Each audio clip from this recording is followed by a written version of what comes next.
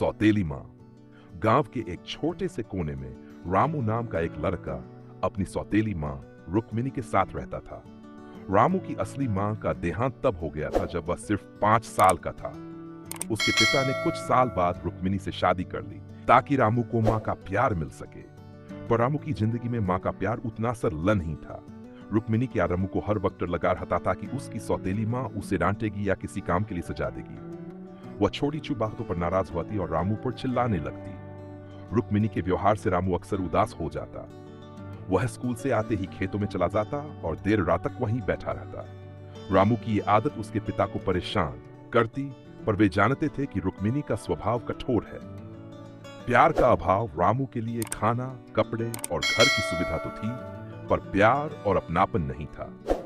रुक्मिनी अपने तरीके से रामू का ख्याल रखती, पर उसमें माँ जैसी ममता की कमी थी।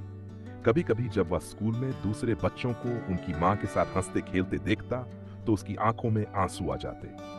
एक दिन स्कूल में रामू की क्लास टीचर ने एक निबंध प्रतियोगिता रखी। विषय था मेरी माँ। रामू को यह सुनकर अंदर से दर्द हुआ। उसने सोच लिया कि वह इस निबंध कौन ही लिखेगा।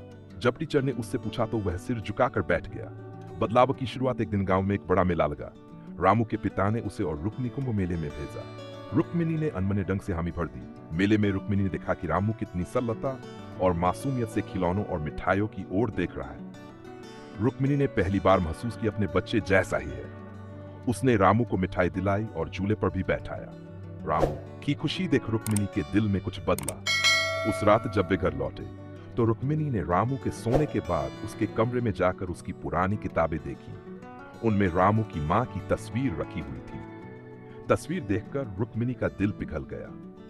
माँ का असली रूप। अगले दिन सुबह रुक्मिनी ने रामू को नाश्ते में उसकी पसंद के परांठे बनाए। रामू को आश्चर्य हुआ क्योंकि ऐसा पहले कभी नहीं हुआ था। उसने धीरे धीरे रुक्मिनी के बदले हुए व्यवहार को महसूस किया। एक दिन रुक्मिनी ने रामू से पूछा, तुम्हें स्कूल का कौन सा विषय पसंद है? रामू ने कहा, कहानी लिखना। यह सुनकर रुक्मिनी ने उसे एक नई नोटबुक और पेन लाकर दिया। रामू ने खुशी खुशी उन्हें स्वीकार किया। विश्वास का रिश्ता। धीरे धीरे रामू और रुक्मिनी के बीच की दूरी खत्म होने लगी। रुक्मिनी ने रामू को पढ़ाई में मदद करनी शुरू की और उसके साथ वक्त बिताने लगी। रामू को भी यह एहसास होने लगा कि उसकी सौतेली माँ में भी ममता है। कुछ महीनों बाद स्कूल में फिर से निबंध प्रतियोगिता हुई। इस बार रामू ने बिना झिझक के लिखा, मेरी माँ। उसने लिखा, वह नहीं होती जो जन्म देती है। माँ वह होती है जो हमें समझती है, हमारा साथ देती है और हमें प्यार करना सिखाती है। जब रामू ने यह निबंध रुक्मिनी को पढ़कर सुनाया तो उसकी आंखों में आंसू आ गए। उसने रामू को गले से लगा लिया। यह कहानी बताती है कि रिश्ते खून के नहीं बल्कि भावनाओं के होते हैं।